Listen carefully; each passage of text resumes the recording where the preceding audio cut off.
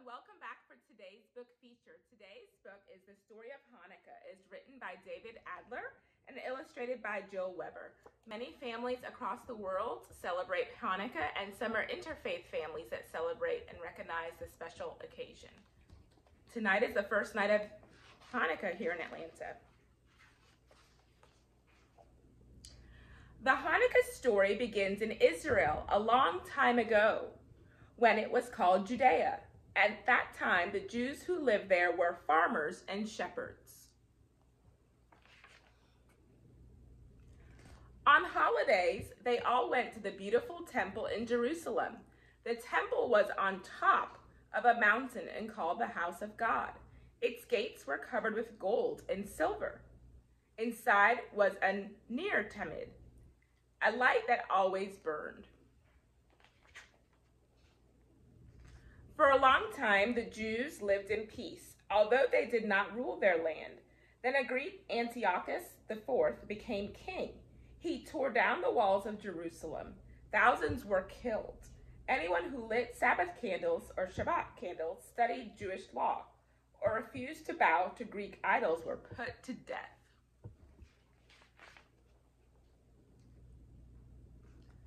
Mattathias ran to the hills. His 5 sons and many other Jews followed him. Antiochus' army chased after Mattathias's, but when the soldiers came near, brave Jews hiding behind large rocks and inside caves attacked. Then they ran back to the hills and hid.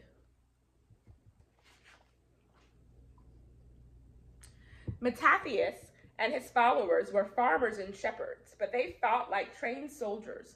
When Mattathias died, his son Judah became their leader. Judah was called the Maccabee, which means the hammer. The people who fought with him were called the Maccabees. The king's armies came with bows, arrows, swords, horses, and armored elephants, but they weren't able to beat the Maccabees. In the final battle, there were more than 6 armed soldiers to each Maccabee, but still the mighty army of Antiochus was beaten.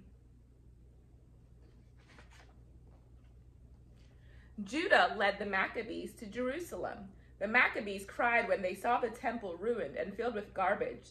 They cleaned it. They built a new altar, new gates, and new doors. When it came to light the ner tamid, they found just one small jar of pure oil, only enough to burn for 1 day. But that oil burned for 8 days until more oil could be prepared. On the 25th day of the Hebrew month of Kislev, the temple again became the house of God. Judah declared that every year on that date, an 8-day holiday would begin. The holiday was called Hanukkah, which means dedication. It celebrates the day the temple was rededicated. That was more than 2,000 years ago.